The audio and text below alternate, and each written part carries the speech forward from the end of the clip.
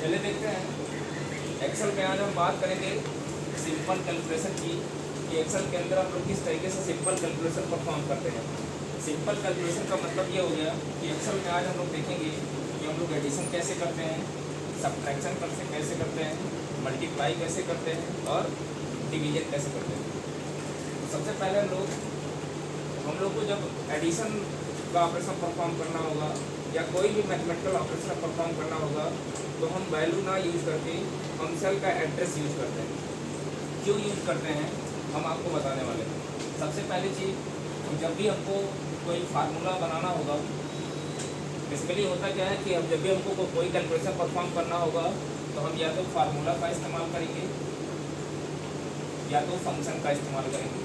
और हम आपको बता दिए हैं कि जो फार्मूला होता है कि हम लोग क्रिएट करते हैं और ये जो फंक्शन होते हैं ये बिल्ट इन फार्मूला होते हैं, मतलब ये पहले से डिफाइंड फार्मूला होते हैं जिनका नाम, उनका फंक्शन, उनका लिखने का तरीका, सारी चीज़ें पहले से डिफाइन करके रखी गई होती है। ये हम आपको ऑलरेडी बता चुके हैं। तो एक्सेल के अंदर चाहे हमको फार्मूला लिखना होगा या फंक्शन लिखना होगा, हम हमेशा इक्वल साइन से स्टार्ट करते हैं। जैसे मान लीजिए हमको इस सेल के अंदर सम करना है तो हम क्या करेंगे, इक्वल साइन का इस्तेमाल करेंगे। अब हम क्या करेंगे, जोड़ने के दो तरीके हैं। पहला तरीका क्या है कि मैं बिना सेल एड्रेस का इस्तेमाल करते हुए एडिशन करता हूँ। तो होगा क्या, देखिएगा, बिना एड्रेस का इस्तेमाल करने का मतलब क्या हो गया। तो जैसे अगर हमने लिख दिया इज इक्वल टू 25 इस सेल के अंदर, इस सेल के अंदर यदि हमने लिख दिया इज इक्वल टू 25 प्लस 15, तो होगा क्या, प्रॉब्लम क्या आएगी कि जैसे ही हम इंटर की प्रेस करेंगे रिजल्ट तो हमको मिल जाना है कितना, रिजल्ट हमको मिल जाएगा आपका 40, रिजल्ट 40 मिल जाएगा। लेकिन बाद में अगर हम इस सेल की वैल्यू, इस सेल कहने का मतलब C2 में, इस सेल का एड्रेस कितना है, C2 है, इस सेल का एड्रेस है C3। अगर हम इन सेल की वैल्यू में कोई परिवर्तन करते हैं तो होगा क्या, हमारे रिजल्ट के ऊपर कोई प्रभाव नहीं पड़ेगा। रीजन क्या है, रीजन ये है कि हमने सेल एड्रेस के बजाय हमने किसका इस्तेमाल किया है, डायरेक्ट वैल्यू का इस्तेमाल किया है। और ये जितनी भी वैल्यू होती हैं ये कांस्टेंट होती हैं, ये फिक्स होती है। तो यदि फार्मूला में हमने कांस्टेंट का परिवर्तन, कांस्टेंट वैल्यू मतलब वैल्यू का डायरेक्टली इस्तेमाल किया है, उस केस में होगा क्या कि एक्सेल ऑटोमेटिकली कैलकुलेशन नहीं करेगा। कब, जब हम इस सेल की वैल्यू में या किसी भी प्रकार का परिवर्तन करते हैं तो जो ऑटो कैलकुलेशन की बात होती है वो चीज़ एक्सेल नहीं कर पाएगा। वो तभी होगा जब हम इसका इस्तेमाल करेंगे, सेल एड्रेस का। जैसे देखिए हमको सब्ट्रैक्शन करना है ना, सब्ट्रैक्शन भी करना है। सब्ट्रैक्शन को भी अगर हम ऐसे करते हैं 56 माइनस 78 करते हैं तो हमको नेगेटिव में वैल्यू मिलेगी। नेगेटिव में मिलेगा कितना, -22। नेगेटिव में वैल्यू कितने मिलेगी, -22। अब यहाँ पे भी अगर हम सेल की वैल्यू में कोई परिवर्तन करते हैं तो हमारे रिजल्ट के ऊपर कोई प्रभाव नहीं पड़ेगा। यही कारण है कि हम जब भी फार्मूला या फंक्शन लिखते हैं तो वहाँ पे डायरेक्ट वैल्यू लिखने के बजाय हम लोग क्या देंगे, सेल एड्रेस। उससे बेनिफिट क्या होगा, उसको हम लोग देख लेते हैं। जैसे अगर हमने सेल एड्रेस का इस्तेमाल किया, जैसे इस सेल का एड्रेस कितना है, अगर हम इस सेल के एड्रेस की बात करें तो कितना है, F2 माइनस F3 करते हैं तो होगा क्या, रिजल्ट हमको अभी भी कितना मिलेगा, -22 ही मिलेगा। लेकिन उसके बाद क्या बेनिफिट मिलेगा, ध्यान से देखिएगा। यदि हम इस F2 की वैल्यू में हम कोई चेंज करते हैं, जैसे इस वैल्यू को हम 56 के बजाय हम क्या कर देते हैं, 80 कर देते हैं, तो होगा क्या, जो हमारा रिजल्ट होगा वो ऑटोमेटिकली रिकैलकुलेट हो जाएगा। हमको कैलकुलेशन करने की ज़रूरत नहीं पड़ेगी। मतलब रिजल्ट हमारा कितना आ जाएगा, उस केस में रिजल्ट हमारा क्या हो जाएगा, 2 हो जाएगा। तो ये चीज़ हमको यहाँ से समझ में आ गया कि जब हम फार्मूला लिखेंगे या फंक्शन का इस्तेमाल करेंगे तो वहाँ पे हम डायरेक्ट वैल्यू लिखने के बजाय हम लोग किसका इस्तेमाल करेंगे, सेल एड्रेस। उससे बेनिफिट ये होगा कि जब कभी हम सेल की वैल्यू में परिवर्तन करेंगे तो रिजल्ट हमारा ऑटोमेटिकली परिवर्तित हो जाएगा। समझ में आ गया सबको? जब भी हम कभी भी डायरेक्ट वैल्यू का इस्तेमाल ना करके हम किसका इस्तेमाल करेंगे, सेल एड्रेस का इस्तेमाल करेंगे। उससे बेनिफिट ये होगा कि हमको दोबारा कैलकुलेशन की जरूरत नहीं पड़ेगी। जैसे ही हम सेल की वैल्यू में चेंजेस करेंगे, रिजल्ट हमारा ऑटोमेटिकली चेंज हो जाएगा। इसको हम लोग प्रैक्टिकली करके देखते हैं। ये जो चीज़ हमने आपको बताया है, इसका प्रैक्टिकल इम्प्लीमेंटेशन हम लोग करके देखते हैं। देखिए, जैसे यहाँ पे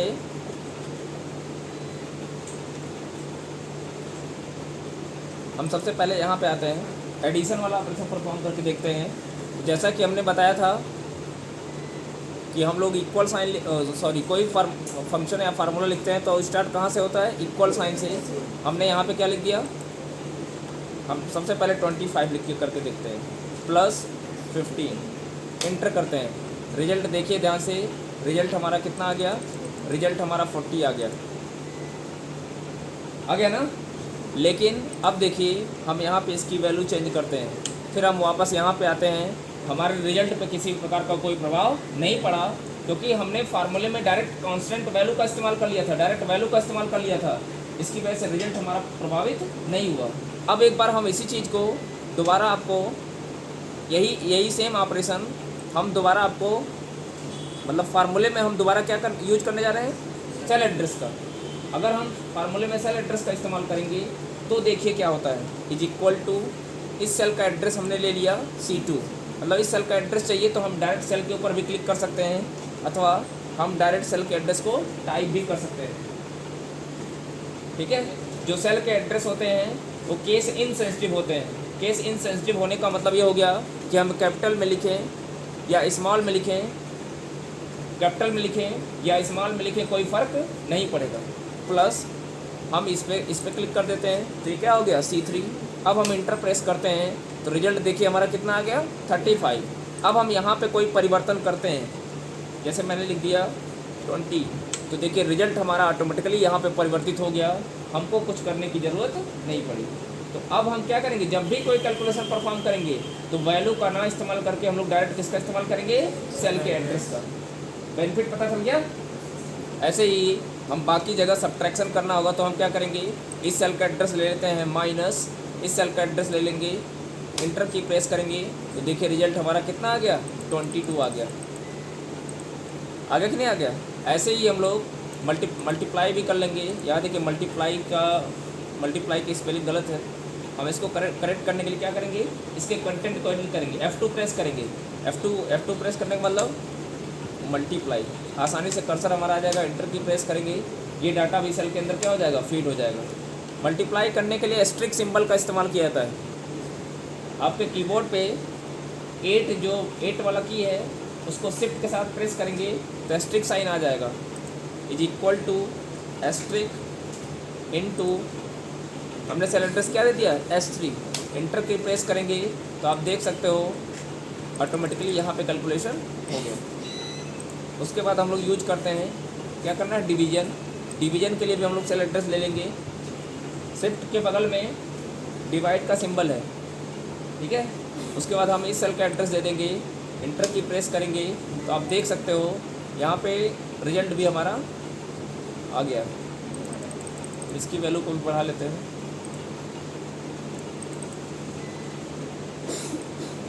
तो इस तरीके से हम लोग एडिशन, सब्ट्रैक्शन, मल्टीप्लिकेशन और डिवीजन का ऑपरेशन हम लोग इस तरीके से परफॉर्म कर सकते हैं। समझ में आ गया सबको? तो याद रहेगा ना, हम कभी भी वैल्यू का इस्तेमाल नहीं करेंगे, डायरेक्ट किसका इस्तेमाल करेंगे, सेल एड्रेस का। अब एक चीज़ हम आपको और बता दें,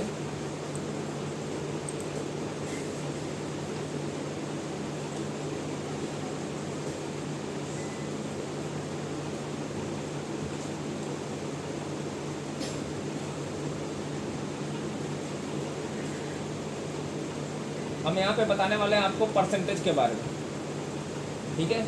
जैसे अगर कहीं लिखा गया है 25%, तो इसका मतलब क्या है,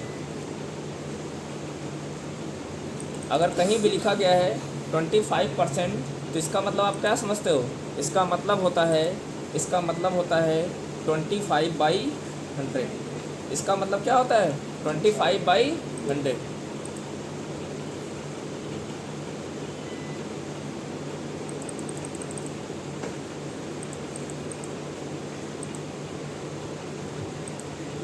ठीक है। 25% परसेंट का मतलब क्या है, पर 100। तो अगर कहीं भी परसेंटेज लिखा हुआ है तो हम उसको 100 से भी डिवाइड कर सकते हैं, या डायरेक्टली इज इक्वल टू हमने क्या कर दिया, इज इक्वल टू हमने क्या कर दिया 25%। और जैसे इंटर की प्रेस करेंगे तो देखिए हमको रिजल्ट वापस वही सेम मिल गया। कहने का मतलब ये है कि हमको एक्सेल के अंदर परसेंटेज कैलकुलेट करने के लिए हमको नंबर को 100 से डिवाइड करने की ज़रूरत नहीं है। हम डायरेक्ट परसेंट लगा के भी हम परसेंटेज कैलकुलेट कर सकते हैं। ठीक है, जैसा कि आपने यहाँ पे देखा हमने क्या किया, यहाँ पे फार्मूला बार में ध्यान से देखिए, इज इक्वल टू 25%। इसका मतलब क्या हो गया, इसका मतलब यही हो गया कि 25 को किससे डिवाइड किया गया, 100 से। तो इस चीज़ को हम परसेंटेज लगा के भी कर सकते हैं और नंबर को डायरेक्टली हम 100 से भी डिवाइड करके कर सकते हैं। यहाँ पे देखिए मैंने क्या किया, 25/100 किया था ना। इसी चीज़ को एक्सेल डायरेक्टली कैलकुलेट कर लेता है। ठीक है, ये बेसिक चीज़ें थी। अब हम लोग एक नया टॉपिक स्टार्ट करते हैं। एक हम लोग डेटा शीट तैयार करते हैं, एक डेटाबेस तैयार करते हैं, जहाँ पे हम कुछ एम्प्लॉइयों के रिकॉर्ड को हम क्या करने वाले हैं, स्टोर करने वाले हैं। और फिर उस डेटा के शीट के ऊपर डिफरेंट टाइप का ऑपरेशन हम लोग परफॉर्म करेंगे। जैसे मैंने दे दिया एम्प्लॉय कोड, पहला डेटा हमने दे दिया। इसको मैं थोड़ा सा जूम कर लेता हूँ।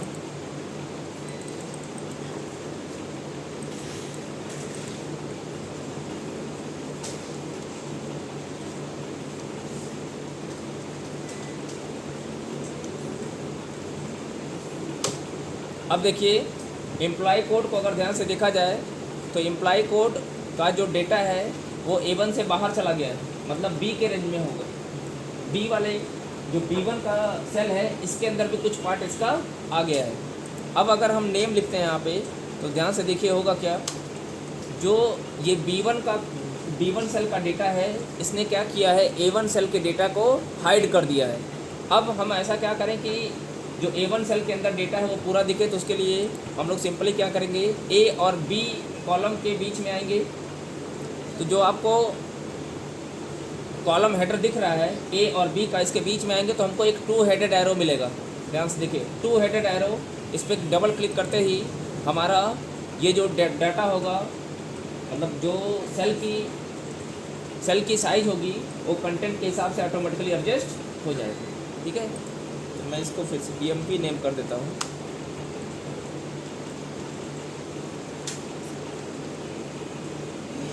EMP नेम हो गया। अब उसके बाद हम बात करेंगे, एक कॉलम हम ले लेते हैं डिपार्टमेंट।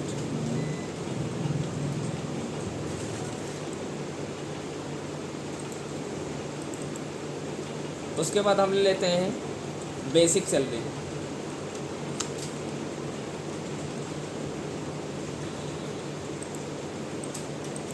बेसिक सैलरी के बाद हम ले लेते हैं DA।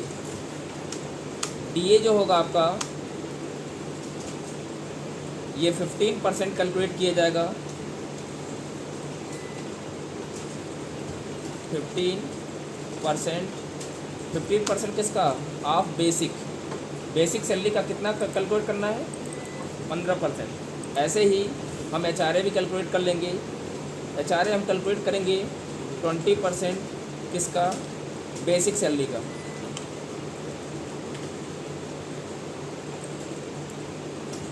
उसके बाद हम लोग क्या करने वाले हैं, उसके बाद हम लोग कैलकुलेट करेंगे ग्रास सैलरी।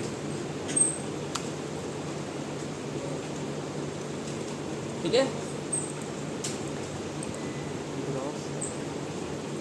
स्पेलिंग गलत हो गई।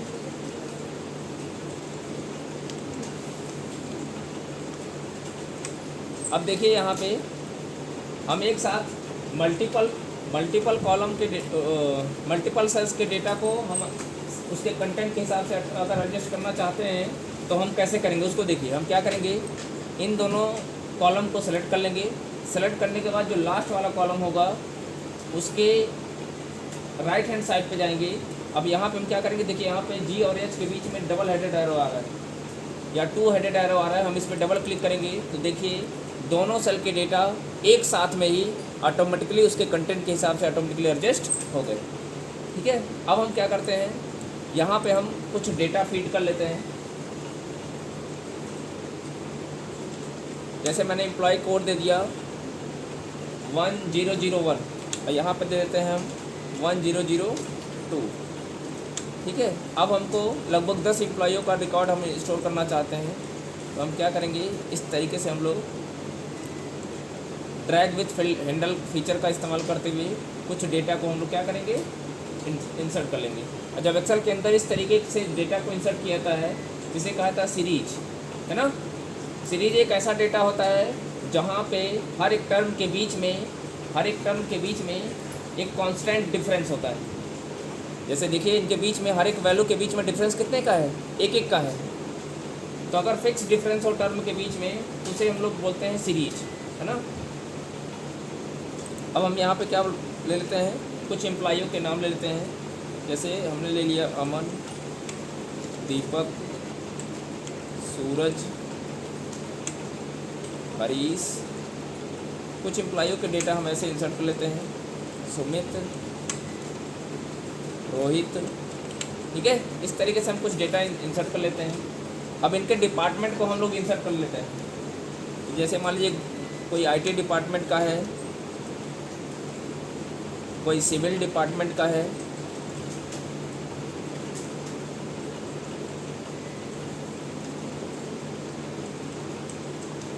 कोई इलेक्ट्रॉनिक्स डिपार्टमेंट का है,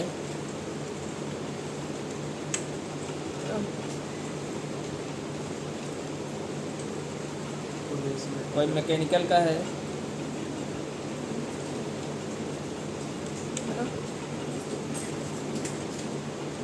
ये भी आईटी के हैं, मान लीजिए ये इलेक्ट्रॉनिक के हैं, है ना। इस तरीके से हम कुछ एम्प्लॉइयों के डिपार्टमेंट को भी हमने क्या कर लिया, इंटर कर लिया। अब हम सबकी बेसिक सैलरी दे देते हैं। मान लीजिए 15,000 है, 20,000 है, 18,000 है, 19,000 है, 29,000 है, 24,000 है। इस तरीके से हमने ये जितने भी एम्प्लॉयज़ थे इनको हमने क्या कर दिया, बेसिक सैलरी दे दी। अब हमको क्या करना है, ध्यान से समझिएगा। यहाँ पे हमको डीए कैलकुलेट करना है। डीए कैलकुलेट करना है कितना, 15% किसका, बेसिक सैलरी का। इसका मतलब समझ लीजिए, ये जो सेल है, इस सेल का नाम क्या है, डीए। इसका नाम क्या है, एचआरए। मतलब इस वाले कॉलम में हम लोग क्या कैलकुलेट करने वाले हैं, डीए। किसके हिसाब से, ये जो बेसिक सैलरी आपको दिख रही है इसके अकॉर्डिंग हम लोग क्या करेंगे, इस कॉलम में डीए कैलकुलेट करने वाले हैं। अब डीए कैलकुलेट होगा किसका, 15% ऑफ बेसिक सैलरी। बेसिक का मतलब हो गया ये। इसका फार्मूला कैसे लिखोगे, इसके लिए फार्मूला लिखेंगे equal to sign, equal to press करने के बाद सबसे पहले आप क्या लिखोगे, बेसिक सैलरी। सबसे पहले आप क्या लिखेंगे, बेसिक सैलरी।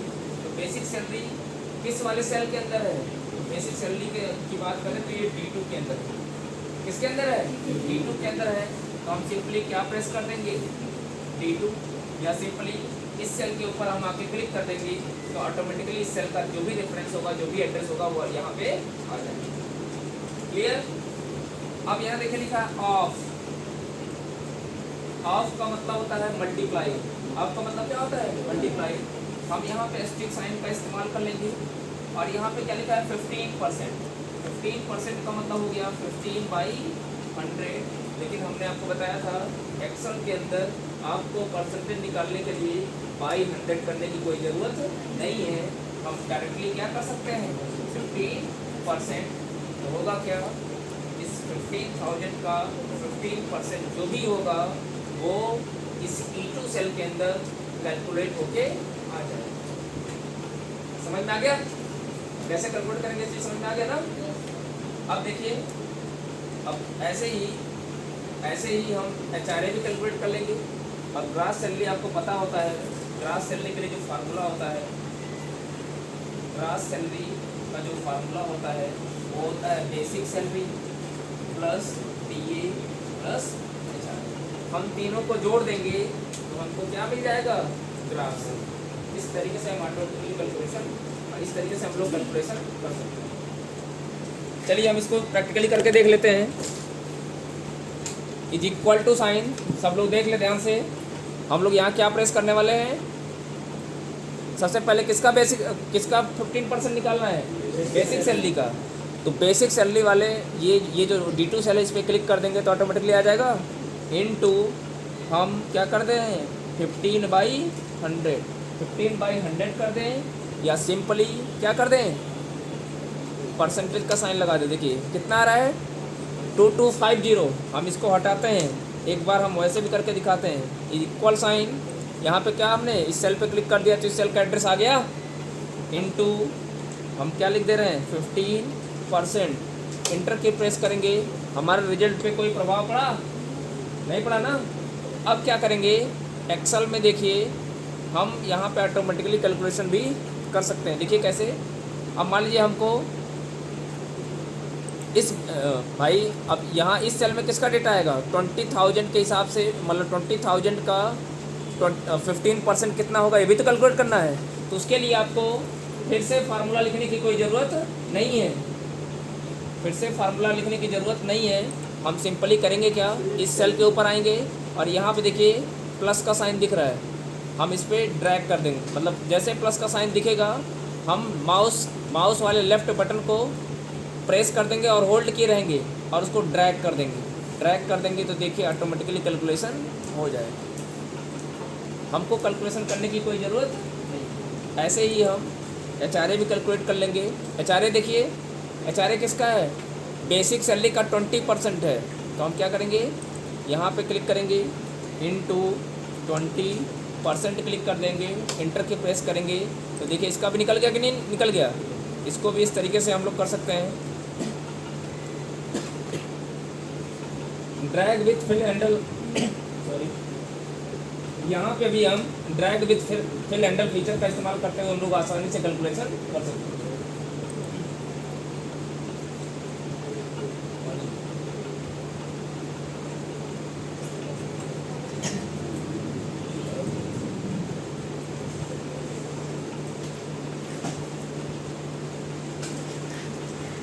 अब हमको क्या कैलकुलेट करना है, ग्रास सैलरी।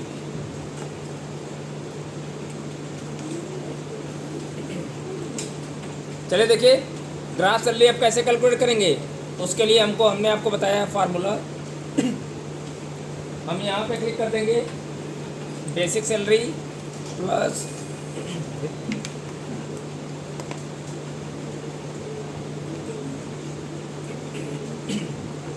सॉरी हमने क्या किया, बेसिक सैलरी वाले सेल पे क्लिक कर दिया, इस सेल के ऊपर प्लस इस पे, प्लस इस पे इंटर की प्रेस करेंगे तो देखिए ग्रास सैलरी भी आ गया कि नहीं आ गया। अब हम इसको भी ड्रैग कर देंगे तो आसानी से देखिए कैलकुलेशन हो जाएगा। तो इस तरीके से हम आसानी से एक्सेल के अंदर डेटाबेस तैयार करके उसके ऊपर डिफरेंट टाइप का ऑपरेशन, जैसा ऑपरेशन परफॉर्म करना होगा हम आसानी से परफॉर्म कर सकते हैं। ठीक है, तो आप लोग इस डेटा शीट को ऐसे ही तैयार कर लीजिए। स्टॉप।